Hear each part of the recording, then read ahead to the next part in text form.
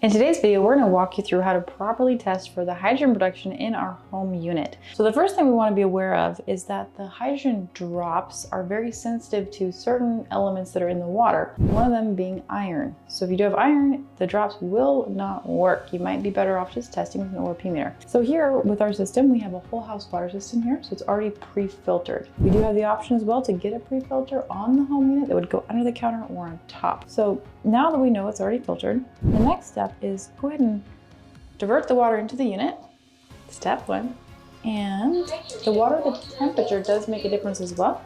So if it's really cold or really hot, it's not going to work as accurately. Now, if you notice here, the flow rate, if it's too low, it's not going to be accurate results. Too high, see, it even shut itself off. It's too low. It's got to be 1.2 to give the best results. Hydrogen water level 2. Okay, so we're about 1.3, then it's just 1.2, 1.3, 1.4 should be pretty good there. We can just turn it down a little bit here if you want. Okay, so that's perfect. So you can go 1, 2, or 3. Just go to have level 3. Okay, so then you want to get your beaker. Now the biggest problem that we see here is that you'll take the sample from over here. And all that whole time, there's so much air and hydrogen's a gas. It's easily going away. So what you really want to do is you want to get as close to the top as possible. And now if you overfill it, you don't want to go like that because now the gas is leaving.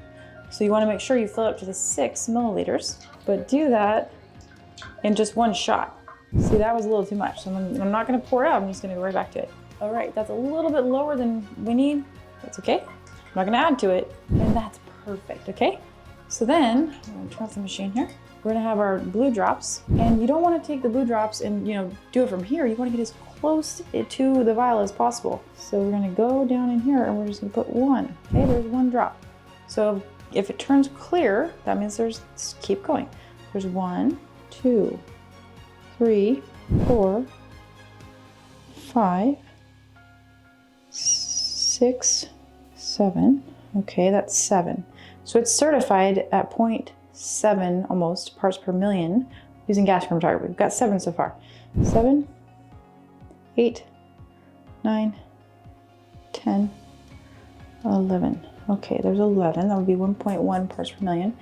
Okay, I'm going to use a stir stick just gently, and then we'll wait. Okay, so it's blue now.